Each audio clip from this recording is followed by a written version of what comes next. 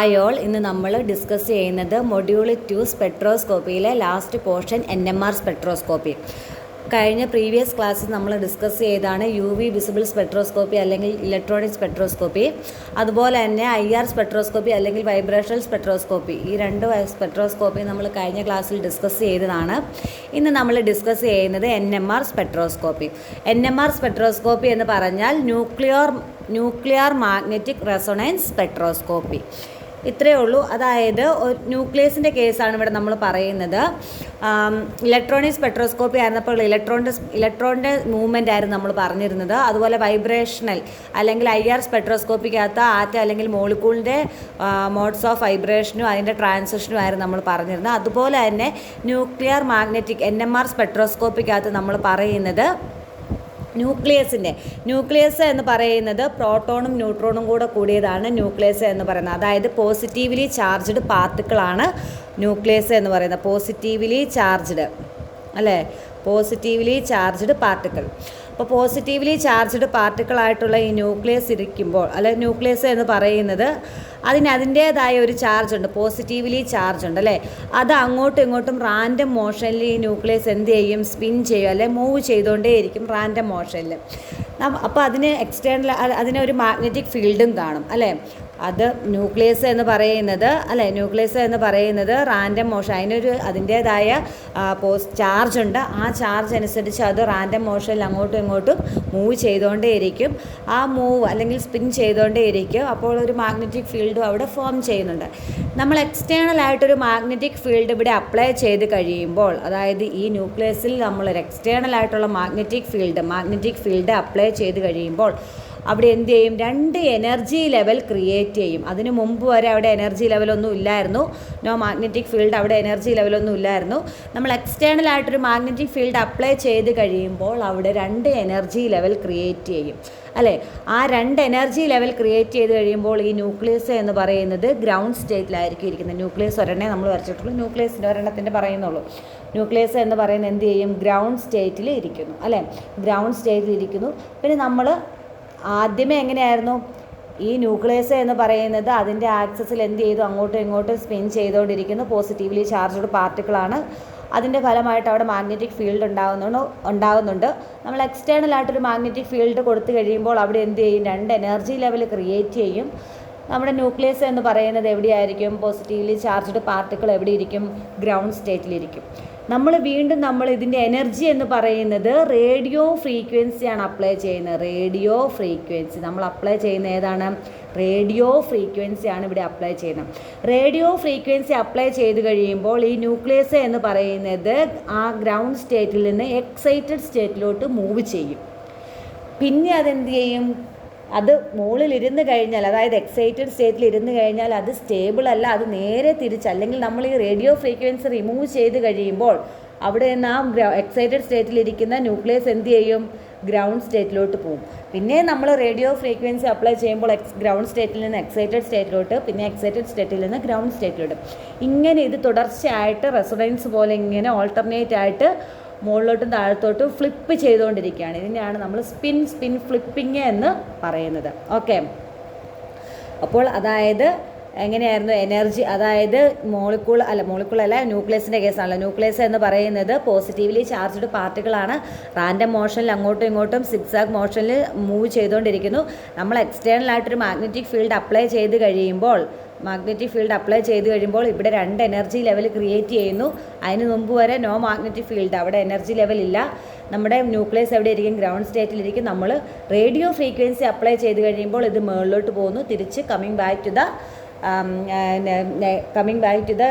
Excited സ്റ്റേറ്റിൽ നിന്ന് coming back to the ground state. എങ്ങനെയാണ്, റിലീസിങ് ദ റേഡിയോ ഫ്രീക്വൻസി അല്ലേ. ഇതിങ്ങനെ തുടർച്ചയായിട്ട് ഓൾട്ടർനേറ്റ് ആയിട്ട് ഇങ്ങനെ ചെയ്തുകൊണ്ടേ ഇരിക്കുകയാണ്. ഫ്ലിപ്പിംഗ് എന്നാണ് ഇതിനെ പറയുന്നത്, സ്പിൻ ഫ്ലിപ്പിംഗ്. ഓക്കെ, അപ്പോൾ ഇനി നമ്മുടെ NMR സ്പെക്ട്രോസ്കോപ്പിക്കകത്തുള്ള കാര്യങ്ങൾ ഇപ്പം നമ്മളത് പറഞ്ഞു കഴിഞ്ഞു. ഇനി അതിൻ്റെ എഴുതി വെച്ചിരിക്കുന്നത് അല്ലേ, ഒന്ന് നോക്കാം. Nuclear magnetic resonance spectroscopy is the branch of spectroscopy in which radio waves induce the transition between magnetic energy level of nuclear of molecule അല്ലേ. ആ രണ്ട് എനർജി ലെവലിനെ നമ്മൾ പറയുന്ന പേരാണ് മാഗ്നറ്റിക് എനർജി ലെവൽ. ഓക്കെ, ഇനി magnetic energy levels are created by keeping the nuclear in a magnetic field. ഇനി nucleus is positively charged and it spin about its own axis അല്ലേ, മൂവിങ് ഇറ്റ്സ് ഓൺ ആക്സസ്. ഇത് spinning nucleus generates magnetic field. ആ spin ചെയ്തുകൊണ്ടിരിക്കുന്ന nucleus എന്ത് പ്രൊഡ്യൂസും ചെയ്യുന്നുണ്ട്, generate ചെയ്യുന്നുണ്ട്, magnetic ഫീൽഡും ജനറേറ്റ് ചെയ്യുന്നുണ്ട്. When this nucleus is kept in an external magnetic field the different energy levels are created. നമ്മൾ ഈ ന്യൂക്ലിയസിനെ ഒരു മാഗ്നറ്റിക് ഫീൽഡിൽ കെപ്റ്റ് ചെയ്ത് മാഗ്നറ്റിക് ഫീൽഡ് കൊടുത്തു കഴിഞ്ഞാൽ അവിടെ എന്തുണ്ടാവും, ഡിഫറെൻറ്റ് എനർജി ലെവൽ ക്രിയേറ്റ് ചെയ്യും. ആ എനർജി ലെവലാണ് magnetic energy level. When a radio frequency അല്ലെങ്കിൽ radiation of radio frequency is applied which is equal to the energy difference between the energy level created, the nucleus undergoes spin flipping. അതായത് ഇത് ന്യൂക്ലിയർക്ക് എന്ത് സംഭവിക്കുന്നു, spin flipping. അതായത് ground സ്റ്റേറ്റിലിരിക്കുന്ന nucleus എന്ന് പറയുന്നത് radio frequency apply ചെയ്ത് കഴിയുമ്പോൾ എക്സൈറ്റഡ് സ്റ്റേറ്റിലോട്ട് മൂവ് ചെയ്യുന്നു. അതുപോലെ തന്നെ നമ്മൾ ആ റേഡിയോ ഫ്രീക്വൻസി റിമൂവ് ചെയ്ത് കഴിയുമ്പോൾ അവിടെ ഇരിക്കുന്ന എക്സൈറ്റഡ് സ്റ്റേറ്റിലിരിക്കുന്ന ന്യൂക്ലിയസ് എന്ത് ചെയ്യും, ഗ്രൗണ്ട് സ്റ്റേറ്റിലോട്ട് പോരും. അതായത് from lower energy level to higher energy level എന്ന് പറയുന്നതാണ് level by changing the speed. Okay, next ഇനി അടുത്തത് കെമിക്കൽ ഷിഫ്റ്റ്. എക്സാമിന് എപ്പോഴും ചോദിക്കുന്നതാണ് കെമിക്കൽ ഷിഫ്റ്റ് എന്താണെന്നുള്ളത്. കെമിക്കൽ ഷിഫ്റ്റ് എന്ന് പറഞ്ഞാൽ ഇത്രയേ ഉള്ളൂ.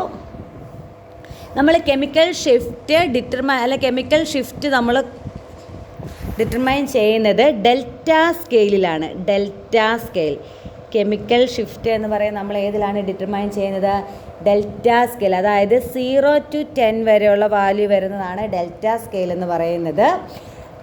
അതുപോലെ തന്നെ ഈ കെമിക്കൽ ഷിഫ്റ്റ് എന്ന് പറഞ്ഞാൽ ഇത് എക്സാമിന് എപ്പോഴും ചോദിക്കുന്നതാണ്. കെമിക്കൽ ഷിഫ്റ്റ് എന്ന് പറഞ്ഞാൽ നമ്മുടെ റഫറൻസ് പീക്ക് എന്ന് പറയുന്ന TMS എന്ന് പറഞ്ഞാൽ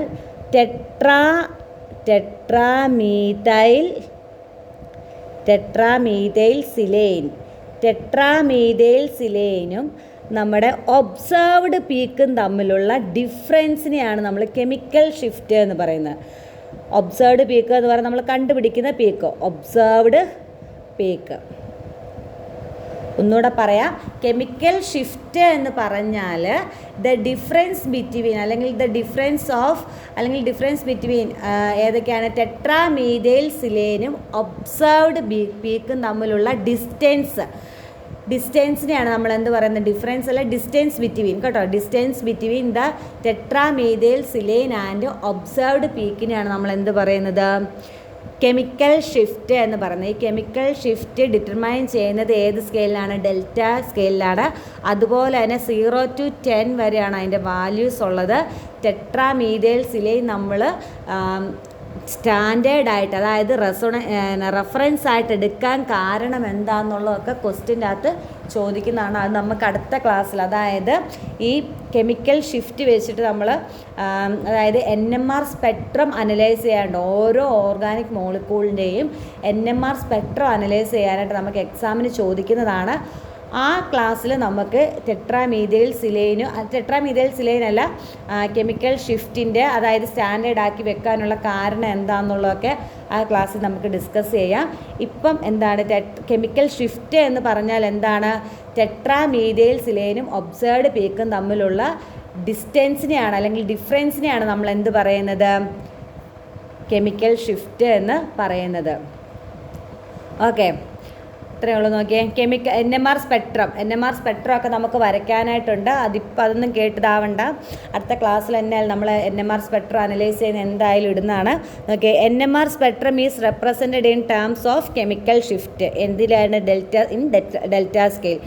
proton with different chemical environment give different signal in NMR.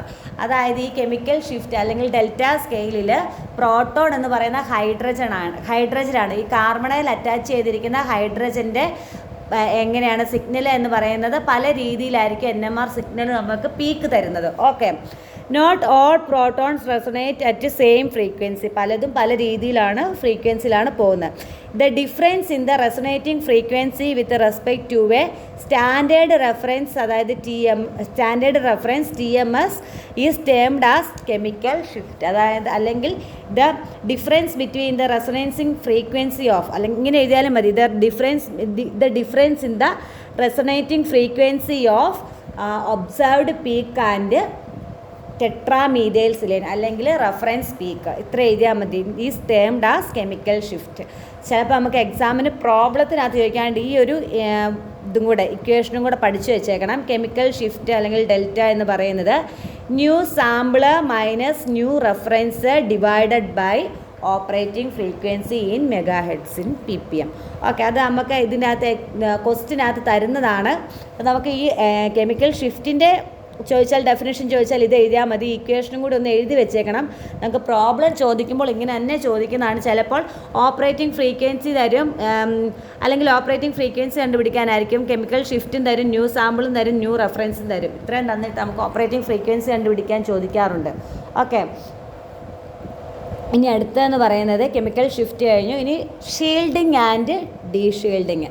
അതായത് നമുക്ക് എക്സാമിന് ഡിഫൈൻ ദ ടേം എന്നൊക്കെ പറഞ്ഞ് ചോദിക്കുന്ന, അല്ലെങ്കിൽ explain the term chemical shift, അതുപോലെ തന്നെ ഷീൽഡിങ്, ഡീഷീൽഡിങ്, സ്പിൻ സ്പ്ലിറ്റിങ്, ഇത്രയും നമുക്ക് ABC ഇട്ടങ്ങ് ചോദിക്കുന്നതാണ്.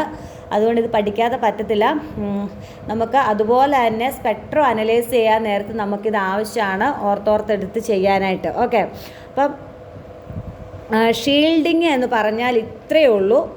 ഇത് ഷീൽഡിങ്ങിനകത്ത് വായിക്കുന്നതിന് മുമ്പ് എന്താണെന്നുള്ള പറഞ്ഞുതരാം. ഷീൽഡിങ്ങിനകത്ത് ഇത്രേ പറയുന്നുള്ളൂ. അതായത് ഒരു ന്യൂക്ലിയസ്. ഓക്കെ, ന്യൂക്ലിയസ് എന്ന് പറയുന്നതിന് ചാർജ്, അതായത് ന്യൂക്ലിയസിനകത്ത് പ്രോട്ടോണും ന്യൂട്രോണും ഉള്ളത്. പ്രോട്ടോണിൻ്റെ ചാർജ് എന്ന് പറയുന്നത് പോസിറ്റീവാണ്, ന്യൂട്രോണിന് ചാർജില്ല. അപ്പോൾ ഓൾമോസ്റ്റ് ഇതിന് എന്തായിരിക്കും? Positive charge. അതായത് ഈ ന്യൂക്ലിയസ് എന്ന് പറയുന്നത് ചാർജ്ഡ് പാർട്ടിക്കിളാണ്. അപ്പോൾ അതെന്ത് ചെയ്യുന്നു? അതിൻ്റേതായ ഇതിൽ എങ്ങനെയായിരിക്കും? സ്പിൻ ചെയ്യുന്നുണ്ട്, മൂവ് ചെയ്യുന്നുണ്ട്, അതിൻ്റേതായ ഒരു മാഗ്നറ്റിക് ഫീൽഡും അത് ക്രിയേറ്റ് ചെയ്തുകൊണ്ടേ ഇരിക്കുന്നുണ്ട് അല്ലേ.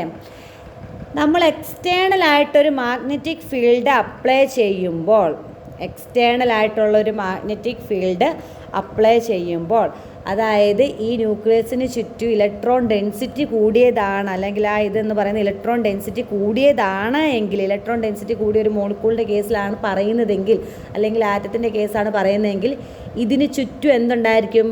ഇലക്ട്രോൺ ഡെൻസിറ്റി ഉണ്ടായിരിക്കും. ആ ഇലക്ട്രോൺ ഡെൻസിറ്റി ഉള്ളപ്പോൾ നമ്മൾ എക്സ്റ്റേണലായിട്ട് ഈ അപ്ലൈ ചെയ്യുന്ന മാഗ്നറ്റിക് ഫീൽഡ് എന്ന് പറയുന്നത് എക്സ്റ്റേണൽ മാഗ്നറ്റിക് ഫീൽഡാണ്. ഓക്കെ, എക്സ്റ്റേണൽ മാഗ്നറ്റിക് ഫീൽഡാണ്. ഈ ആരോ മാർക്ക് ഇട്ട് കാണിച്ചിരിക്കുന്നതല്ല, എക്സ്റ്റേണൽ മാഗ്നറ്റിക് ഫീൽഡാണ്. അപ്പോൾ ഈ ന്യൂക്ലിയസിന് ചുറ്റും ഇലക്ട്രോണിൻ്റെ ഡെൻസിറ്റി കൂടുതലാണ് എങ്കിൽ, അതായത് ഈ എക്സ്റ്റേണൽ മാഗ്നറ്റിക് ഫീൽഡ് ഈ ന്യൂക്ലിയസിലോട്ട് കടന്നു പോകാനായിട്ട് തടസ്സം നിൽക്കും, ഷീൽഡ് ചെയ്തുകൊണ്ടേ ഇരിക്കും. ആര്? Electron density. അപ്പോൾ ഈ മാഗ്നറ്റിക് ഫീൽഡ് എക്സ്റ്റേണലായിട്ട് നമ്മൾ അപ്ലൈ ചെയ്തിരിക്കുന്ന മാഗ്നറ്റിക് ഫീൽഡിന് അകത്തോട്ട് കടക്കാനായിട്ട് പറ്റത്തില്ല. അങ്ങനെ അകത്തോട്ട് കടക്കാതെ വരുമ്പോൾ നമ്മുടെ നെറ്റ് മാഗ്നറ്റിക് ഫീൽഡ്, അതായത് നെറ്റ് മാഗ്നറ്റിക് ഫീൽഡ് എന്ന് പറഞ്ഞാൽ അപ്ലൈഡ് മാഗ്നറ്റിക് ഫീൽഡും, നെറ്റ് മാഗ്നറ്റിക് ഫീൽഡ് എന്ന് പറഞ്ഞാൽ അപ്ലൈഡ് മാഗ്നറ്റിക് ഫീൽഡ് പ്ലസ് നമുക്ക് ഉണ്ടായിരുന്ന പ്രോട്ടോൺ അല്ലെങ്കിൽ ന്യൂക്ലിയസിന് ഉണ്ടായിരുന്ന മാഗ്നറ്റിക് ഫീൽഡും കൂടെ കൂടുന്നതാണ് ഏതെന്ന് പറയുന്നത്? നെറ്റ് മാഗ്നറ്റിക് ഫീൽഡ് എന്ന് പറയുന്നത്. അപ്പോൾ ചുമ്മാ ഒരു ഇത് കണക്ക് പോലെ പറയുവാണെങ്കിൽ നമ്മൾ ഒരു 5 എന്ന് പറയുന്നത് എന്താണ്? അപ്ലൈഡ് മാഗ്നറ്റിക് ഫീൽഡാണ്. നമ്മുടെ ന്യൂക്ലിയസിന് ഉണ്ടായിരുന്നത് 1 ഉള്ളൂ. ഇത് പറയുന്നതേ ഉള്ളൂ, ചുമ്മാ ഇതുപോലെ പറയുന്നതേ ഉള്ളൂ. ഒരിതേ ഉള്ളൂ, എന്തെന്ന് പറയുന്നത്? നെറ്റല്ല, ന്യൂക്ലിയസിനുണ്ടായില്ല അല്ലെങ്കിൽ പ്രോട്ടോണിനുണ്ടായിരുന്ന മാഗ്നറ്റിക് ഫീൽഡ് 1, നമ്മൾ അപ്ലൈ ചെയ്തിരിക്കുന്ന 5. ഈ 5 അത്രയും നമ്മുടെ ഇതിലോട്ട് കിടക്കുന്നുണ്ട്. ഇലക്ട്രോൺ ഡെൻസിറ്റി ഇതിന് ചുറ്റും ഇരിക്കുന്ന കാരണം അപ്ലൈഡ് മാഗ്നറ്റിക് ഫീൽഡ് എന്ന് പറയുന്നത് ഇതിനകത്തോട്ട് കിടക്കുന്നില്ല. അപ്പോൾ നമ്മുടെ നെറ്റ് മാഗ്നറ്റിക് ഫീൽഡ് എന്ന് പറയുന്ന അപ്ലൈഡ് ന്യൂക്ലിയസിനുണ്ടായിരുന്ന മാഗ്നറ്റിക് ഫീൽഡ്. അപ്ലൈഡ് എന്ന് പറയുന്നത് നമുക്ക് 5 ഉണ്ടെങ്കിൽ 5ൻ്റെ അകത്ത് ഒരു 1 2 ഒക്കെ ആയിരിക്കും കയറി പോയേക്കുന്നത് മാഗ്നറ്റിക് ഫീൽഡ്, അല്ലെങ്കിൽ ഒട്ടും തന്നെ പോയിട്ടില്ല.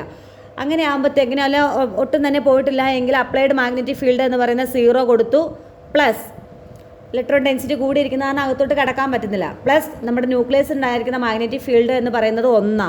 അപ്പം നമ്മുടെ നെറ്റ് മാഗ്നറ്റിക് ഫീൽഡ് എന്ന് പറയുന്നത് എന്താണ്? നെറ്റ് എന്ന് പറയുന്നത് 1 വരുന്നുള്ളൂ അല്ലേ? അല്ലെങ്കിൽ ഇവിടെ ഇപ്പോൾ അപ്ലൈഡ് മാഗ്നറ്റിക് ഫീൽഡ് എന്ന് പറഞ്ഞാൽ 5-നകത്ത് ഒരെണ്ണം കയറിപ്പോയെങ്കിൽ ഇവിടെ applied magnetic field net magnetic field എന്ന് പറയുന്നത് 2. അതായത് നമ്മൾ അപ്ലൈ ചെയ്ത മാഗ്നറ്റിക് ഫീൽഡിനെക്കാട്ടിലും കുറവായിരിക്കും നെറ്റ് മാഗ്നറ്റിക് ഫീൽഡ് എന്ന് പറയുന്നത്. ഓക്കെ, ഇത്രയേ ഉള്ളൂ ഇതിനകത്ത് പറയുന്നുള്ളൂ. അതായത് ഷീൽഡിങ് എന്ന് പറഞ്ഞാൽ ഇലക്ട്രോൺ ഡെൻസിറ്റി കൂടിയ ഒരു ന്യൂക്ലിയസിന് ചുറ്റും, അതായത് ന്യൂക്ലിയസിന് ഒരു ഇലക്ട്രോൺ ഡെൻസിറ്റി കൂടുതലാണ് എങ്കിൽ എക്സ്റ്റേണൽ മാഗ്നറ്റിക് ഫീൽഡ് നമ്മൾ അപ്ലൈ ചെയ്ത് കഴിയുമ്പോൾ, അപ്ലൈഡ് മാഗ്നറ്റിക് എക്സ്റ്റേണൽ ആട്ടോ, എക്സ്റ്റേണൽ മാഗ്നറ്റിക് ഫീൽഡ് അപ്ലൈ ചെയ്ത് കഴിയുമ്പോൾ, ഇത് എക്സ്റ്റേണൽ ആണ്, പുറത്തുനിന്നൊരു മാഗ്നറ്റിക് ഫീൽഡ് നമ്മൾ അപ്ലൈ ചെയ്ത് കഴിയുമ്പോൾ ഈ ന്യൂക്ലിയസ് എന്ന് പറയുന്നതിന് ചുറ്റും ഇലക്ട്രോൺ ഡെൻസിറ്റി കൂടുതലായതുകൊണ്ട് അതെന്ത് ചെയ്യത്തില്ല, എക്സ്റ്റേണൽ മാഗ്നറ്റിക് ഫീൽഡ് അകത്തോട്ട് കയറത്തില്ല.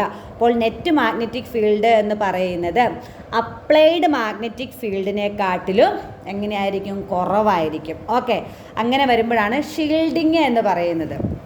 നോക്കാം. അതായത് high electron density around the nucleus shield the nucleus from the external magnetic field. The net magnetic field felt by the nucleus in a molecule will be less than the applied magnetic field. External magnetic field 5ഉം 1 വെച്ചുള്ള കണക്ക് വെച്ച് നോക്കിയാൽ മതി. Magnetic field and the nucleus is said to be shielded. Thus, the NMR signals are found in the upfield region അല്ലെങ്കിൽ lower delta value. അതായത് shield ചെയ്തിരിക്കുക എന്ന് പറഞ്ഞാൽ അതിൻ്റെ കെമിക്കൽ ഷിഫ്റ്റ് എന്ന് പറയുന്നത്, അതായത് ഷീൽഡിങ് എഫക്റ്റ് എന്ന് പറയുന്നത് നമ്മുടെ ഡെൽറ്റ സ്കെയിൽ എടുത്തു കഴിയുമ്പോൾ 0 to 10 അല്ലേ പറഞ്ഞേക്കുന്നത്. അതായത് ഷീൽഡിങ് വാല്യൂ, കെമിക്കൽ ഷിഫ്റ്റിനകത്ത് ഷീൽഡിങ് ആയിട്ടുള്ള വരുന്നത് എവിടെയായിരിക്കും? 0യ്ക്ക് അടുത്തോട്ടും. ഡീഷീൽഡഡ് ആയിട്ട് വരുന്നത് എപ്പോഴും, ഡീഷീൽഡഡും പറഞ്ഞുതരാം, ഡീഷീൽഡഡ് ആയിട്ട് വരുന്നത് എപ്പോഴും എവിടെയായിരിക്കും? കെമിക്കൽ ഷിഫ്റ്റിൻ്റെ അങ്ങേയറ്റമായിട്ടായിരിക്കും വരുന്നത്. കെമിക്കൽ ഷിഫ്റ്റ് കൂടുതൽ ഡീഷീൽഡഡിനും കെമിക്കൽ ഷിഫ്റ്റ് കുറവ് ഷീൽഡിങ് എഫക്റ്റിനുമാണ് വരുന്നത്. നോക്കിയേ, thus the NMR signals are found in the upfield region. അതായത് ഷീൽഡഡ് ഇലക്ട്രോൺ ഡെൻസിറ്റി കൂടുതലാണ് എങ്കിൽ അവിടെ ഷീൽഡിങ് എഫക്റ്റാണ് കൂടുതലായിട്ട് വരുന്നത്. ആ ഷീൽഡിങ് എന്ന് പറയുന്നത് കെമിക്കൽ ഷിഫ്റ്റിന് എവിടെയായിരിക്കും? ലോവർ വാല്യൂ ആയിരിക്കും, ഡെൽറ്റ വാല്യൂ ആയിരിക്കും വരുന്നത്, 0യ്ക്ക് അടുത്തോട്ടായിരിക്കും വരുന്നത്. ഓക്കെ, ഇത്രയും പഠിക്കണം. ഇത്രയും പഠിച്ചാൽ മാത്രമേ നമുക്ക് NMR സ്പെക്ട്രം വരയ്ക്കാൻ പറ്റത്തുള്ളൂ. ഓക്കെ, ഇനി ഷീൽഡിങ് കഴിഞ്ഞു. അടുത്തത് ഡീഷീൽഡിങ് എന്താണെന്നുള്ളത്. ഡീഷീൽഡിങ് എന്ന് പറഞ്ഞാൽ ഇത്രയേ ഉള്ളൂ.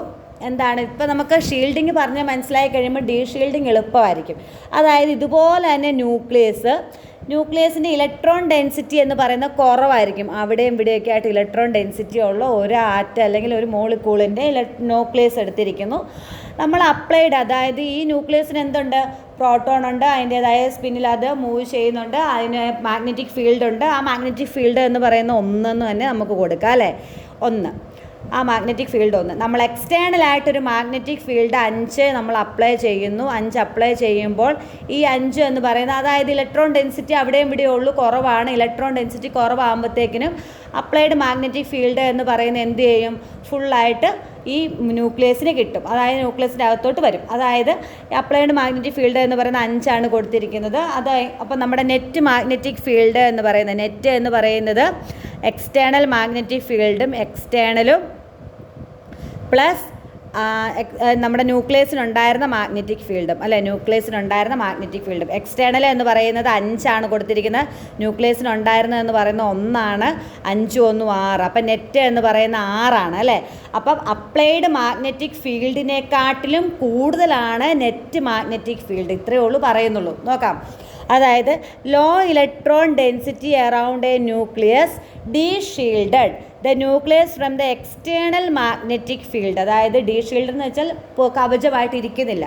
The net magnetic field felt by the nucleus in a molecule will be more than the applied magnetic field and the nucleus is said to be ഡീഷീൽഡഡ്.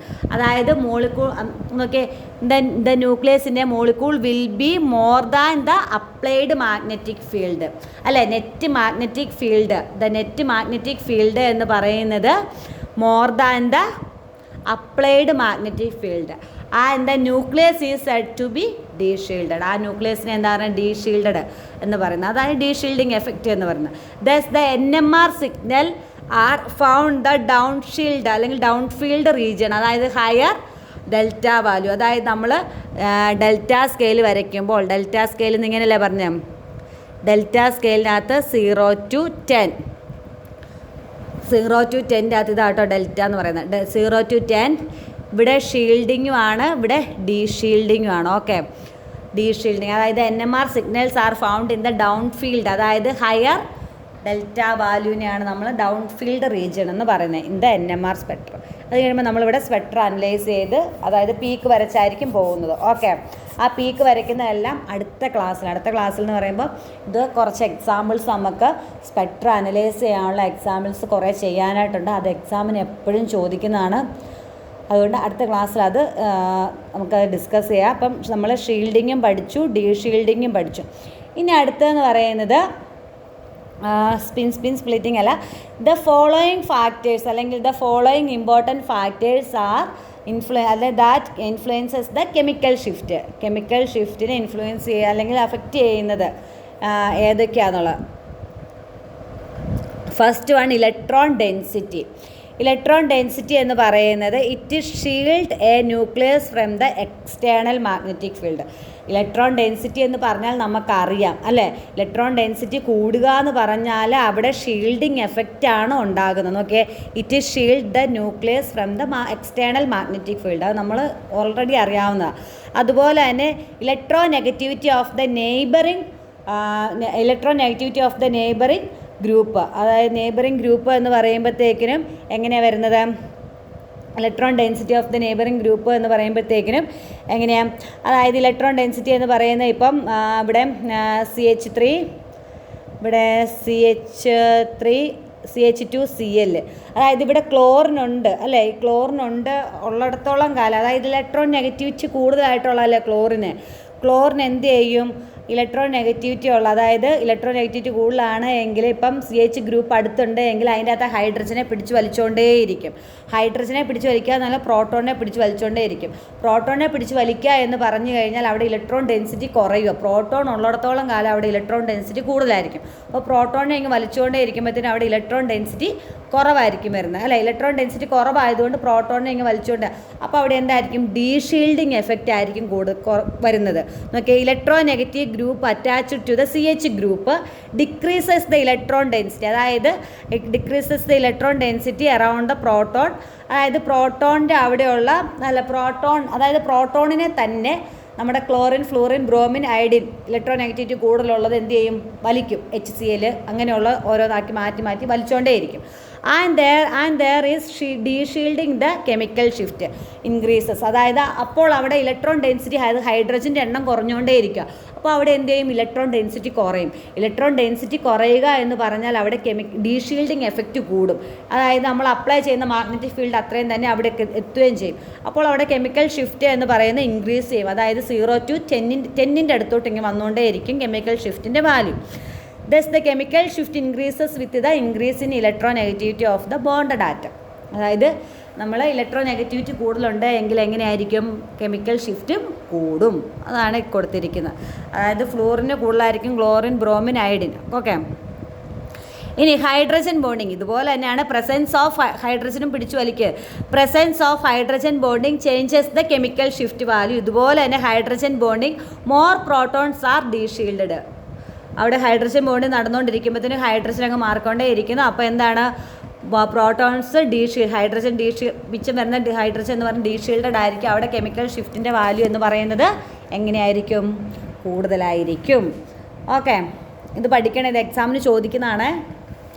ഇനി സ്പിൻ സ്പ്ലിറ്റിങ്, അതായത് സ്പിൻ സ്പ്ലിറ്റിങ് എന്ന് പറഞ്ഞാൽ ഇത് നമ്മുടെ NMR സ്പെക്ട്രം അനലൈസ് ചെയ്യാൻ നേരത്ത് നമുക്ക് വേണ്ട കാര്യമാണ്. ഇതെല്ലാം തന്നെ NMR സ്പെക്ട്രം, അതായത് കെമിക്കൽ ഷിഫ്റ്റ് തൊട്ട്, അതായത് കെമിക്കൽ ഷിഫ്റ്റ് എന്ന് പറയുന്ന ഡെൽറ്റ സ്കെയിലിലാണ് നമ്മൾ ഡിനോട്ട് ചെയ്യുന്നതെന്നൊക്കെ പറഞ്ഞു. അവിടം തൊട്ട് നമുക്ക് എന്തിന് വേണം? NMR സ്പെക്ട്രം അനലൈസ് ചെയ്യാനായിട്ട് വേണം. ഓക്കെ, അപ്പം സ്പിൻ സ്പ്ലിറ്റിങ് എന്ന് പറഞ്ഞാൽ ഇത്രയേ ഉള്ളൂ. നമ്മളൊരു പ്രോട്ടോണിലോട്ട് നമ്മൾ എന്ത് കൊടുക്കുന്നു? മാഗ്നറ്റിക് ഫീൽഡ് അല്ലെങ്കിൽ ഒരു പ്രോട്ടോൺ എന്ന് പറയുന്നത് അതിൻ്റേതായ ഒരു മാഗ്നറ്റിക് ഫീൽഡ് ഉണ്ട്. അത് അതിൻ്റേതായ രീതിയിൽ എന്ത് ചെയ്യും? സ്പിൻ ചെയ്തുകൊണ്ടേ ഇരിക്കും. നമ്മൾ എക്സ്റ്റേണലായിട്ടൊരു മാഗ്നറ്റിക് ഫീൽഡ് അപ്ലൈ ചെയ്യുമ്പോഴത്തേക്കിനുമാണ് അവിടെ എന്ത് ചെയ്യുന്നത്? അതായത് ട്രാൻസിഷൻ നടക്കുന്നത്. അപ്പോഴാണ് അവിടെ സ്പ്ലിറ്റിങ്ങും നടക്കുന്നത്. ഓക്കെ, അപ്പോൾ ഇതിനകത്ത് സെൻറ്റൻസ് എന്ന് പറഞ്ഞൊക്കെ every proton in A molecule spins and generates its own magnetic field when placed in an external magnetic field. The magnetic field generated by the proton on the neighboring carbon will interact with the neighboring proton and the NMR signal will be splitted. അവിടെ എന്ത് നടക്കുന്നു? NMR signal എന്ന് പറയുന്നത് split ചെയ്യുന്നു. അത് ഏതിനെ ആശ്രയിച്ചായിരിക്കും ഇരിക്കുന്നത്? Neighbouring carbon ആറ്റത്തെ ആശ്രയിച്ചിട്ടായിരിക്കും അവിടെ സ്പ്ലിറ്റിങ് നടക്കുന്നത്. If the neighbouring carbon atoms എന്ന് പറയുന്നത് കണ്ടെയ്ൻസ് N പ്രോട്ടോൺ, കാർബൺ ആറ്റത്തിൽ അറ്റാച്ച് ചെയ്തിരിക്കുന്ന പ്രോട്ടോൺ എന്ന് പറയുന്നത് നമ്മൾ N ആയിട്ട് കൊടുക്കുന്നു. അപ്പോൾ ഹൈഡ്രജൻ, പ്രോട്ടോൺ എന്ന് പറയുന്നത് ഹൈഡ്രജൻ തന്നെയാണ്. പ്രോട്ടോണിൻ്റെ എണ്ണം 3 ആണെങ്കിൽ N എന്ന് പറയുന്നത് 3 ആയിരിക്കും. Okay, the signal will be splitted into N+1 ആയിട്ടാണ് അവിടെ സ്പ്ലിറ്റ് ചെയ്യുന്നത്. അതുപോലെ the number of peaks for a particular type of proton is known as the multiplicity. The intensity of the each peak can be identified with the help of Pascal's triangle. ഈ Pascal's triangle എന്ന് പറയുന്നത് അതിൻ്റെ അകത്ത് കൊടുത്തിട്ടില്ല, അത് വരച്ച് കാണിക്കാം. അതായത് സ്പിൻ സ്പ്ലിറ്റിംഗ് എന്ന് പറഞ്ഞാൽ നമ്മൾ മാഗ്നറ്റിക് ഫീൽഡ് അപ്ലൈ ചെയ്ത് കഴിയുമ്പോൾ, അല്ലെങ്കിൽ എക്സ്റ്റേണൽ ന്യൂക്ലിയസിനെ അതിൻ്റേതായ മാഗ്നറ്റിക് ഫീൽഡും അതുപോലെ തന്നെ സ്പിന്നും ചെയ്തുകൊണ്ടിരിക്കുന്നു. നമ്മൾ എക്സ്റ്റേണൽ മാഗ്നറ്റിക് ഫീൽഡ് അപ്ലൈ ചെയ്ത് കഴിയുമ്പോഴാണ് അവിടെ എന്ത് സംഭവിക്കുന്നത്? സ്പ്ലിറ്റിംഗ് നടക്കുന്നത്, അല്ലേ? അത് എങ്ങനെയായിരിക്കും? നെയ്ബറിംഗ് ആയിട്ടുള്ള കാർബൺ ആറ്റത്തെ ആശ്രയിച്ചിട്ടായിരിക്കും അവിടെ സ്പ്ലിറ്റിംഗ് നടക്കുന്നത്. ആ ഹൈഡ്രജൻ ആറ്റം എന്ന് പറയുന്നത് എത്ര എണ്ണമാണോ അതിനെ നമ്മൾ N എന്ന് ഡിനോട്ട് ചെയ്യുന്നു. സ്പ്ലിറ്റ് ചെയ്യുന്നത് എങ്ങനെയാണ്? N+1 റൂൾ അനുസരിച്ചിട്ടാണ് സ്പ്ലിറ്റ് ചെയ്യുന്നത്. ഇതെല്ലാം കണ്ടുപിടിക്കുന്നത് നമ്മൾ ഏത് ട്രയാങ്കിൾ വഴിയാണ്? പാസ്കൽസ് ട്രയാങ്കിൾ വഴിയാണ് കണ്ടുപിടിക്കുന്നത്. ഓക്കെ, അപ്പോൾ പാസ്കൽസ് ട്രയാങ്കിൾ എന്താണെന്നും കൂടെ ഇന്ന് നമുക്ക് പറയാം അടുത്ത ക്ലാസ്സിൽ. അതായത് ഇപ്പോൾ ഇത് ഇങ്ങനെ ജനറൽ ആയിട്ടുള്ള കാര്യങ്ങൾ പറഞ്ഞു പോകുന്നു. അടുത്ത ക്ലാസ്സിലാണ് നമ്മൾ NMR സ്പെക്ട്രം അനലൈസ് ചെയ്യുന്നത്. Okay, Pascal's triangle. Pascal's triangle എന്ന് പറയുന്നത്, അതിൻ്റെ സ്പ്ലിറ്റിങ് എന്ന് പറയുന്നത്, ഇവിടെ നമ്മളൊരു 1 കൊടുക്കുന്നു, അതിൻ്റെ ഇപ്പറേയും 1 കൊടുക്കുക. ഓക്കെ, ഇങ്ങനെ 3 1 കൊടുത്തേക്കുക. അതിനുശേഷം ഈ 1ഉം കൂടെ കൂട്ടി നമ്മൾ നടുക്കായിട്ട് 2 എഴുതുക. ഇപ്പറേയും 1 കൊടുക്കുക. ഓക്കെ, ഇനി ഈ 1ഉം, അതായത് ഈ 1ഉം കൂടെ കൂട്ടുക, 3 എഴുതുക. പിന്നെ ഈ 2ഉം ഈ 1ഉം കൂടെ കൂട്ടുക. ഓക്കെ, ഇവിടെ 3 എഴുതുക, ഇപ്പറേയും 1 കൊടുക്കുക. ഇങ്ങനെയാണ് പാസ്കൽസ് ട്രയാങ്കിൾ പോകുന്നത്. ഇനി ഇതെന്ത് ചെയ്യുക? ഈ 3യും ഈ 1ഉം കൂടെ കൂട്ടുക, 4 എഴുതുക. ഈ 3യും കൂടെ കൂട്ടുക, 6 എഴുതുക. ഈ 3യും ഈ 1ഉം കൂടെ കൂട്ടുമ്പോൾ 4 എഴുതുക, ഇപ്പറേയും 1 കൊടുക്കുക. ഓക്കെ, ഇനി അടുത്തെന്ന് പറയുന്നത് എങ്ങനെയായിരിക്കും? ഈ 4ഉം ഈ 1ഉം കൂടെ കൂട്ടുക, 5 എഴുതുക. ഈ 4ഉം ഈ 6ഉം കൂടെ കൂട്ടുക, 10 എഴുതുക. ഈ 6ഉം ഈ 4ഉം കൂടെ കൂട്ടി 10 എഴുതുക. ഈ 4ഉം ഈ 5ഉം കൂടെ കൂട്ടി 1ഉം കൂടെ കൂട്ടി 5 എഴുതുക, ഇപ്പറേയും 1 കൊടുക്കുക. ഇനി എങ്ങനെയാണ് വരുന്നത്? ഈ 1ഉം ഈ 5ഉം കൂടെ കൂട്ടി 6, ഈ 5ഉം ഈ 10ഉം കൂടെ കൂട്ടി 15, അല്ലേ? ഈ 10ഉം കൂടെ കൂട്ടി 20, ഈ 10ഉം ഈ 5ഉം കൂടെ കൂട്ടി 15, ഈ 5ഉം ഈ 6ഉം കൂടെ കൂട്ടിയാൽ എന്ത് കിട്ടും? 6 കിട്ടും. 1. ഓക്കെ, അതായത് നമ്മളിവിടെ പാസ്കൽസ് ട്രയാങ്കിൾ എന്ന് പറഞ്ഞ ഈ രീതിയിലാണ് പോകുന്നത്. ഒന്നുകൂടെ വരച്ച് കാണിക്കാം. 1 1 1, ഈ 1ഉം കൂടെ കൂട്ടി 2. ഓക്കെ, പിന്നെ ഇപ്പറേയും 1. ഇനി ഈ 1ഉം ഈ 2ഉം ഈ 2ഉം ഈ 1ഉം. ഓക്കെ, അപ്പം 1 + 2 3, 2 + 1 3, 1 1. ഇനി എങ്ങനെയാണ് ഈ 1ഉം ഈ 3യും കൂടെ, ഈ 1ഉം ഈ 3യും കൂടെ കൂട്ടി 4, ഈ 3യും ഈ 3യും കൂടെ കൂട്ടി 4, ഈ 3യും ഈ 1ഉം കൂടെ കൂട്ടി 4. ഓക്കെ, 1 ഇത് 6 ആണല്ലോ അല്ലേ, 6. ഓക്കെ, 1 4 6 4. ഇനി അടുത്ത എങ്ങനെയാണ് 5 10 10 5 1 1. ഇനി എങ്ങനെയാണ് 6 15 20 15 1 6 1 1. ഈ രീതിയിലാണ് എന്ത് പോകുന്നത്, പാസ്കൽസ് ട്രയാങ്കിൾ പോകുന്നത്. ഇനി നമ്മൾ NMR സ്പെക്ട്രം അനലൈസ് ചെയ്യുമ്പോൾ ഒന്നുകൂടെ പറഞ്ഞു തരാം. അപ്പം ഇവിടെ n = 1, n = 1, n = 2, അല്ല ഇവിടെ n = 1 അല്ല, n = 0, n = 1, n = 2, n = 3, n = 4, n = 5, n = 6. അതായത് ഇവിടെ സ്പ്ലിറ്റിങ് എന്ന് പറയുന്നത് n+1 റൂൾ അനുസരിച്ചിട്ടാണെന്ന് പറഞ്ഞല്ലേ. നമ്പർ ഓഫ് പ്രോട്ടോൺ എന്ന് പറയുന്നത് n ആണ്. പ്രോട്ടോണിൻ്റെ എണ്ണം എന്ന് പറയുന്നത് 0 ആണ് എങ്കിൽ ഒരൊറ്റ സ്പ്ലിറ്റിങ്ങേ കാണത്തുള്ളൂ അല്ലേ. 0 + 1 എന്ന് പറയുന്നത് 1. ഇനി എന്നിൻ്റെ എണ്ണം എന്ന് പറയുന്നത് 1 ആണ്. നമ്പർ ഓഫ് പ്രോട്ടോൺ ഹൈഡ്രജൻ എന്ന് പറയുന്നത് ഒരെണ്ണം ഉണ്ടെങ്കിൽ എത്രയായിട്ട് സ്പ്ലിറ്റ് ചെയ്യും, n+1 അല്ലേ, 1 + 1 2 ആയിട്ട് സ്പ്ലിറ്റ് ചെയ്യും. അതാണ് 1:1 എന്ന് പറയുന്നത്. ഓക്കെ, ഇനി n = 2 ആണ് എങ്കിൽ സ്പ്ലിറ്റിങ് എന്ന് പറയുന്നത് 2 + 1 ആണ്. അപ്പോൾ അത് എത്രയായിട്ട് സ്പ്ലിറ്റ് ചെയ്യും, 3 ആയിട്ട് സ്പ്ലിറ്റ് ചെയ്യും. ഇതുകൊണ്ട് n = 2 ആണെങ്കിൽ 1:2:1. അതുപോലെ n = 3 ആണെങ്കിൽ 3 + 1 ആണ്, 4 ആയിട്ട് സ്പ്ലിറ്റ് ചെയ്യും. 1:3:3:1 കാണിച്ചിരിക്കുന്നത്, ഈ എഴുതിക്കുക 1:3:3:1. ഈ ഫോമിലായിരിക്കും അവിടെ സ്പ്ലിറ്റിങ് നടക്കുന്നത്. ഓക്കെ, അപ്പം ഇത് NMR സ്പെക്ട്രം അനലൈസ് ചെയ്യുമ്പോൾ ഒന്നുകൂടെ അത് പറഞ്ഞു തരാം. ഇപ്പോൾ സ്പ്ലിറ്റിങ് എന്ന് പറയുന്നത് എത്രയൊക്കെയാണെന്നുള്ളത് മനസ്സിലാക്കിയെടുക്കുക. ഇനി അടുത്തത് സ്പിൻ സ്പ്ലിറ്റിങ് നമ്മൾ പറഞ്ഞു. പാസ്കൽസ് ട്രയാങ്കിൾ വെച്ചാണ് സ്പിൻ സ്പ്ലിറ്റിങ് നടക്കുന്നത് എന്ന് പറഞ്ഞു. അതുപോലെ തന്നെ മാഗ്നറ്റിക് റെസൊണൻസ് ഇമേജിങ്, അതായത് MRI സ്കാനിങ്, MRI ചെയ്യുന്നത് എങ്ങനെയാണെന്നുള്ളത് അല്ലേ. മാഗ്നറ്റിക് റെസൊണൻസ് ഇമേജിങ് എന്നുള്ളത് MRI. അതായത് NMR സ്പെക്ട്രത്തിൻ്റെ ആപ്ലിക്കേഷനാണ് MRI എന്ന് പറയുന്നത്. ഓക്കെ, ഇനി MRI എന്ന് പറയുന്നതിൻ്റെ അകത്തും NMR സ്പെക്ട്രം അതിൻ്റെ അകത്തെ പ്രിൻസിപ്പിളും സെയിം ആണ്.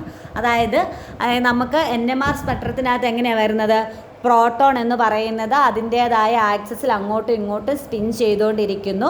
നമ്മൾ എക്സ്റ്റേണലായിട്ട് അല്ലെങ്കിൽ അതിനൊരു മാഗ്നറ്റിക് ഫീൽഡ് ഉണ്ട്. പിന്നെ നമ്മൾ എക്സ്റ്റേണലായിട്ടൊരു മാഗ്നറ്റിക് ഫീൽഡും കൂടെ അപ്ലൈ ചെയ്ത് കഴിയുമ്പോൾ അവിടെ എനർജി ലെവൽ ക്രിയേറ്റ് ചെയ്യുന്നു. നമ്മുടെ ന്യൂക്ലിയസ് എന്ത് ചെയ്യുന്നു, ഗ്രൗണ്ട് സ്റ്റേറ്റിൽ, ആ എനർജിയുടെ ഗ്രൗണ്ട് സ്റ്റേറ്റിൽ, മാഗ്നറ്റിക് എനർജി ലെവലിൻ്റെ ഗ്രൗണ്ട് സ്റ്റേറ്റിൽ ഇരിക്കുന്നു.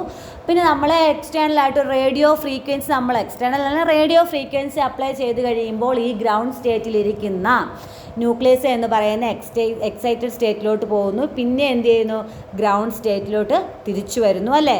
അങ്ങനെ സ്പിൻ ഫ്ലിപ്പിംഗ് എന്ന് പറയുന്നത്. ഓക്കെ, അതുപോലെ തന്നെയാണ് MRI സ്കാനിങ്ങിനകത്തും. MRI സ്കാനിങ് എന്ന് പറയുന്നത് നമുക്കുള്ള ഡിസീസ് ഡയഗ്നോസിസ് നമുക്കുള്ള ഡിസീസ് കണ്ടുപിടിക്കാൻ വേണ്ടിയാണ് നമ്മൾ എന്ത് ചെയ്യുന്നത്, ട്യൂമർ, അതുപോലെ തന്നെ liver related disease, heart problems, ഇങ്ങനെയെല്ലാം കണ്ടുപിടിക്കാനാണ് നമ്മൾ MRI സ്കാനിങ് ചെയ്യുന്നത്. അപ്പോൾ നമ്മുടെ ബോഡി എന്ന് പറയുന്നതിൻ്റെ അകത്ത് ഏറ്റവും കൂടുതലായിട്ടുള്ള കണ്ടൻറ്റ് എന്ന് പറയുന്നത് എന്താണുള്ളത്, വാട്ടറാണുള്ളത് അല്ലേ. വാട്ടർ എന്ന് പറയുന്നത് H2O ആണ്. അതിൻ്റെ അകത്ത് പ്രോട്ടോൺ H+ അല്ലേ, H ഉണ്ട്. HNMR സ്പെക്ട്രോസ്കോപ്പിയാണ് നമ്മൾ പഠിച്ചുകൊണ്ടിരിക്കുന്നത്. NMRൻ്റെ അകത്ത് അല്ലേ HNMR സ്പെക്ട്രോസ്കോപ്പി. ആ NMR സ്പെക്ട്രോസ്കോപ്പിക്കകത്ത് വരുന്നതാണ് ഹൈഡ്രജൻ പ്രോട്ടോൺ NMR സ്പെക്ട്രോസ്കോപ്പി. അപ്പോൾ നമ്മുടെ ഈ ഹൈഡ്രജൻ എന്ന് പറയുന്ന പ്രോട്ടോൺ നമ്മുടെ ശരീരത്ത് കൂടുതലാണ്. അപ്പോൾ എങ്ങനെയാണ് ഇതിങ്ങനെ റാൻഡം മോഷനിൽ ന്യൂക്ലിയസ് എന്ന് പറയുന്ന ഹൈഡ്രജൻ്റെ പ്രോട്ടോൺ എന്ന് പറയുന്ന റാൻഡം മോഷനിൽ അങ്ങോട്ടും ഇങ്ങോട്ടും ഒക്കെ എന്ത് ചെയ്യുന്നു, സ്പിൻ ചെയ്തുകൊണ്ടിരിക്കുന്നു. നമ്മൾ അപ്പോഴത്തേന് അതിനൊരു എന്തുണ്ട്, മാഗ്നറ്റിക് ഫീൽഡ് ഉണ്ട്. നമ്മൾ പിന്നെ എക്സ്റ്റേണലായിട്ട്, അതായത് നമ്മൾ MRI സ്കാനിങ് എന്ന് പറയുന്നത് നമ്മുടെ ബോഡിയെ നമ്മളൊരു മാഗ്നറ്റിക് ഫീൽഡിലോട്ട് കടത്തി വിടുകയാണ് ചെയ്യുന്നത് അല്ലേ. മാഗ്നറ്റിക് ഫീൽഡിലോട്ട് കടത്തി വിട്ട് കഴിയുമ്പോൾ അതാണ് external magnetic field. External magnetic ഫീൽഡിലോട്ട് കടത്തി വിട്ട് കഴിയുമ്പോൾ അവിടെ ബോഡിയിൽ എന്ത് ചെയ്യും, 2 എനർജി ലെവലൊക്കെ ആയിട്ട് ഇങ്ങനെ ക്രിയേറ്റ് ചെയ്ത് കഴിയുമ്പോൾ നമ്മുടെ ഈ ന്യൂക്ലിയസ് അല്ലെങ്കിൽ പ്രോട്ടോൺ എന്ന് പറയുന്നത് ഗ്രൗണ്ട് സ്റ്റേറ്റിൽ ഇങ്ങനെ ഇരിക്കുക. പിന്നെ അടുത്ത അടുത്തത് എന്ന് പറയുന്നത് നമ്മൾ എന്ത് അപ്ലൈ ആണ് അവിടെ ചെയ്യുന്നത്? റേഡിയോ ഫ്രീക്വൻസി അങ്ങോട്ട് അപ്ലൈ ചെയ്ത് കൊടുക്കുക ചെയ്യുന്നത്. റേഡിയോ ഫ്രീക്വൻസി അപ്ലൈ ചെയ്ത് കൊടുത്തു കഴിയുമ്പോൾ അവിടെ എന്ത് ചെയ്യും? ഈ ഗ്രൗണ്ട് സ്റ്റേറ്റിലിരിക്കുന്ന എന്ത് ചെയ്യും? ന്യൂക്ലിയസ് അല്ലെ പ്രോട്ടോൺ എന്ന് പറയുന്നത് എന്ത് ചെയ്യും? എക്സൈറ്റഡ് സ്റ്റേറ്റിലോട്ട് മൂവ് ചെയ്യുന്നു അല്ലേ. അപ്പോൾ ഈ റേഡിയോ ഫ്രീക്വൻസിയെ പറയുന്ന പേരാണ് റെസൊണൻസ് ഫ്രീക്വൻസി എന്ന് പറയുന്നത്. പിന്നെ ഇങ്ങനെ ഈ റേഡിയേഷൻ അബ്സോർബ് ചെയ്ത് കഴിയുമ്പോൾ ഇത് കൺവേർട്ടഡ് ടു എക്സൈറ്റഡ് സ്റ്റേറ്റിലോട്ടായിരിക്കും. പിന്നെ നമ്മൾ എന്ത് ചെയ്യും? ഈ റേഡിയോ ഫ്രീക്വൻസി അങ്ങ് റിമൂവ് ചെയ്ത് കഴിയുമ്പോൾ അത് വീണ്ടും ഗ്രൗണ്ട് ബാക്ക് ടു ദ എന്ത് ചെയ്യും? ബാക്ക് ടു ദ എന്താ ഗ്രൗണ്ട് സ്റ്റേറ്റ് അല്ലേ. ദ ന്യൂക്ലിയർ പിന്നെ എന്ത് ചെയ്യും? റേഡിയേഷനെ എമിറ്റ് ചെയ്തുകൊണ്ട് ഇത് ഗ്രൗണ്ട് സ്റ്റേറ്റിലോട്ട് വരുന്നു. ആ പ്രോസസ്സിനെ പറയുന്ന പേരാണ് റിലാക്സേഷൻ. ഓക്കെ. പിന്നെ ഈ റിലാക്സേഷൻ എന്ന് പറയുന്നത് സിഗ്നലിനെ പ്രൊഡ്യൂസ് ചെയ്തുകൊണ്ടേ ഇരിക്കും. അപ്പോൾ ആ റേഡിയോ ഫ്രീക്വൻസി അല്ലെങ്കിൽ ആ റേഡിയേഷൻ പുറത്തോട്ട് പോകുന്ന അനുസരിച്ച് അവിടെ സിഗ്നൽ പ്രൊഡ്യൂസ് ചെയ്തുകൊണ്ടേ ഇരിക്കുക.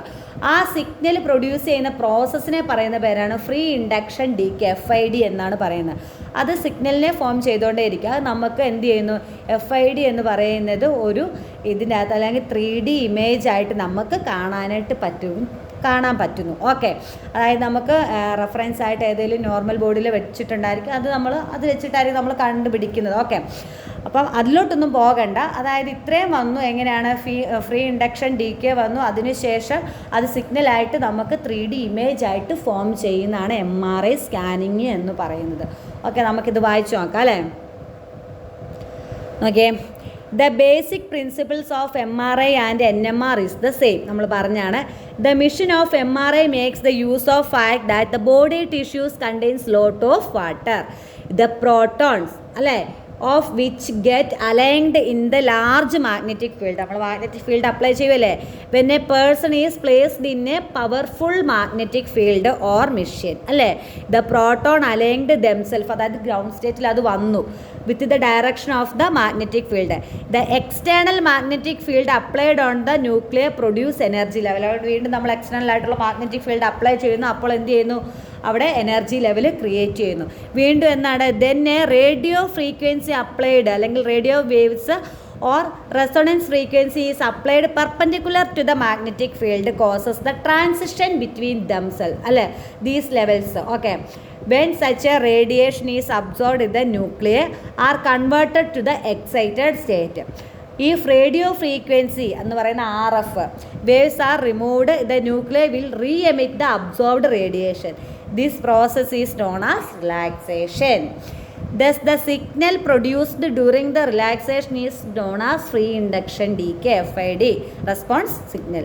The FID response signal is measured by a conductive field coil placed around the object being imaged.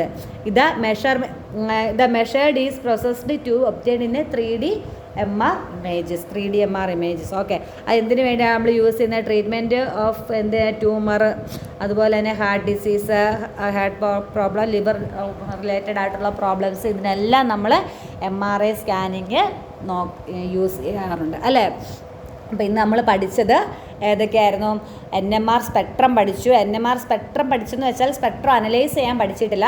NMR spectrum എന്താ അല്ലെങ്കിൽ സ്പെക്ട്രോസ്കോപ്പി എന്താണെന്നുള്ളത് പഠിച്ചു. അതിൻ്റെ പ്രിൻസിപ്പിൾ പഠിച്ചു അല്ലേ. NMR സ്പെക്ട്രോസ്കോപ്പിയുടെ പ്രിൻസിപ്പിൾ അല്ലേ. NMR സ്പെക്ട്രോസ്കോപ്പിയുടെ പ്രിൻസിപ്പിൾ അത് തന്നെയാണ് MRI സ്കാനിങ്ങിനകത്ത് വരുന്നത്. എളുപ്പമല്ലേ അത് പഠിക്കാനായിട്ട്. അതുപോലെ തന്നെ chemical shift, the difference between the observed peak and reference peak, അതായത് ടെട്രാമീഥൈൽ സിലൈൻ ഈസ് നോൺ ആസ് എന്താണ്? കെമിക്കൽ ഷിഫ്റ്റ് എന്ന് പറഞ്ഞു. അതുപോലെ തന്നെ കെമിക്കൽ ഷിഫ്റ്റ്, അതായത് ഈ നമ്മൾ ടെട്രാമീഥൈൽ സിലൈനെ സ്റ്റാൻഡേർഡ് ആക്കി എടുക്കാനുള്ള കാരണം അടുത്ത ക്ലാസ്സിൽ നമുക്ക് പറയാം. അത് എക്സാമിന് എപ്പോഴും ചോദിക്കുന്നതാണ്. NMR സ്പെക്ട്രം അനലൈസ് ചെയ്യുന്നതിനോടൊപ്പം തന്നെ ഈ ടെട്രാമീഥൈൽ സിലൈൻ സ്റ്റാൻഡേർഡ് ആക്കി എടുക്കാനുള്ള കാരണം ടെട്രാമീഥൈൽ സിലൈൻ്റെ സ്ട്രക്ചറും കൂടെ, അല്ലെങ്കിൽ ടെട്രാമീഥൈൽ സിലൈൻ്റെ അത് ഹൈഡ്രജൻ എങ്ങനെയാണ് ഹൈഡ്രജൻ അതിന് ചുറ്റും അറൗണ്ട് ചെയ്തിരിക്കുന്നത് എങ്ങനെയാണെന്നുള്ളതൊക്കെ പറഞ്ഞുതരാം. ഓക്കെ. ഇനി ഷീൽഡിങ്, ഡീഷീൽഡിങ് എന്ന് പറയുന്നത് ഡീഷീൽഡിങ് എന്ന് പറയുന്നത് പ്രോട്ടോൺ ചുറ്റും ഇലക്ട്രോൺ ഡെൻസിറ്റി കൂടുവാണ് എങ്കിൽ നമ്മൾ അപ്ലൈ ചെയ്യുന്ന എക്സ്റ്റേണൽ മാഗ്നറ്റിക് ഫീൽഡ് കൂടുതൽ അപ്ലൈ ചെയ്യുന്ന എന്ത് ചെയ്യുകയില്ല, അഫക്റ്റ് ചെയ്യത്തില്ല. ആ ഇതിൻ്റെ അകത്ത് പ്രോട്ടോണിനെ അഫക്റ്റ് ചെയ്യത്തില്ല. അതിനെയാണ് നമ്മൾ ഷീൽഡഡ് എന്ന് പറയുന്നത്. ഡീഷീൽഡിങ് എന്ന് പറഞ്ഞാൽ അവിടെയും അതായത് ഡെൻസിറ്റി കുറവായിരിക്കും, നമ്മൾ അപ്ലൈ ചെയ്യുന്ന അത്രയും മാഗ്നറ്റിക് ഫീൽഡ് നമ്മുടെ നെറ്റ് മാഗ്നറ്റിക് ഫീൽഡായിട്ട് കൺവേർട്ട് ചെയ്യുകയും ചെയ്യുന്നുണ്ട്. അതിനെയാണ് നമ്മൾ ഡീഷീൽഡിങ് എന്ന് പറയുന്നത്. പിന്നെ അതുപോലെ കെമിക്കൽ ഷിഫ്റ്റിനെ അഫക്റ്റ് ചെയ്യുന്ന ഇമ്പോർട്ടൻറ്റ് ഫാക്ടേഴ്സ് എന്തൊക്കെയാണെന്നുള്ളത് electron density, electron negativity of the neighbouring group, hydrogen bonding. അപ്പോൾ ഇലക്ട്രോൺ ഡെൻസിറ്റി എന്ന് പറഞ്ഞാൽ ഇറ്റ് ഡീഷീൽഡഡ് അവിടെ നടക്കുന്ന കേട്ടോ. ഇലക്ട്രോൺ ഡെൻസിറ്റി കൂടിക്കഴിഞ്ഞാൽ ഷീൽഡിങ് എഫക്റ്റാണ് നടക്കുന്നത്. ഇലക്ട്രോൺ നെഗറ്റിവിറ്റി ആണ് എങ്കിൽ അത് ഹൈഡ്രജനൊക്കെ അറ്റാച്ച്, അതായത് മാറ്റിക്കൊണ്ട് പോകും ക്ലോറിനൊക്കെ അവിടെ. അപ്പോൾ ഡീഷീൽഡിങ് എഫക്റ്റാണ് നടക്കുന്നത്. ഹൈഡ്രജൻ ബോണ്ടിങ്ങും ആണെങ്കിൽ ഡീഷീൽഡിങ് എഫക്റ്റാണ് നടക്കുന്നത്. ഓക്കെ. ഇനി സ്പിൻ സ്പ്ലിറ്റിങ് എന്ന് പറയുന്നത് നമ്മൾ ഇതുപോലെ തന്നെ പ്രോട്ടോൺ നമ്മൾ മാഗ്നറ്റിക് ഫീൽഡ് അപ്ലൈ ചെയ്യുമ്പോൾ അവിടെ സ്പ്ലിറ്റിങ് നടക്കുന്നു. പ്രോട്ടോൺ അതായത് കാർബൺ ആറ്റത്തെ, നെയ്ബറിംഗ് ആയിട്ടുള്ള കാർബൺ ആറ്റത്തെ ആശ്രയിച്ചായിരിക്കും പ്രോട്ടോണിൻ്റെ സ്പ്ലിറ്റിങ് നടക്കുന്നത്. ആ പ്രോട്ടോണിനെ നമ്മൾ ഡിനോട്ട് ചെയ്യുന്ന ലെറ്റർ എന്ന് പറയുന്നത് എന്നാണ്. നമ്മൾ റൂൾ എന്ന് പറയുന്നത് സ്പ്ലിറ്റ് ചെയ്ത് N+1 അനുസരിച്ചാണ്. പാസ്കൽസ് ട്രയാങ്കിൾ വെച്ചിട്ടാണ് അവിടെ നടക്കുന്നത്.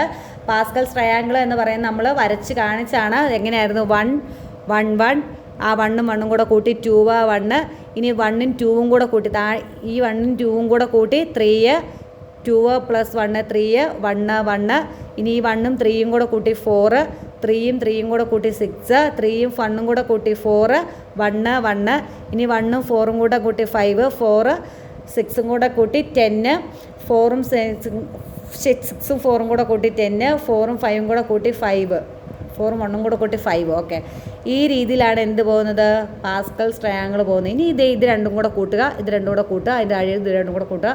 അതായത് 6 15 20 15 6 1. പാസ്കൽസ് ട്രയാങ്കിൾ എല്ലാവർക്കും മനസ്സിലായെന്ന് വിചാരിക്കുന്നു. അതുപോലെ തന്നെ ഇവിടെ n=1 ആണ്, n=2, n=3, n=4, n=5, n=6 അങ്ങനെ പോകും. അപ്പം N+1 റൂൾ അനുസരിച്ചിട്ട് സ്പ്ലിറ്റിങ് നടക്കും. ഇത്ര ഒന്ന് ഓർത്തിരിക്കുക. അടുത്ത ക്ലാസ്സിൽ അതിൻ്റെ ബാക്കി പറഞ്ഞു തരുന്നതാണ്. ഇനി മാഗ്നറ്റിക് റെസൊണൻസ് MRI സ്കാനിങ് നമ്മൾ പറഞ്ഞു കഴിഞ്ഞാണ്.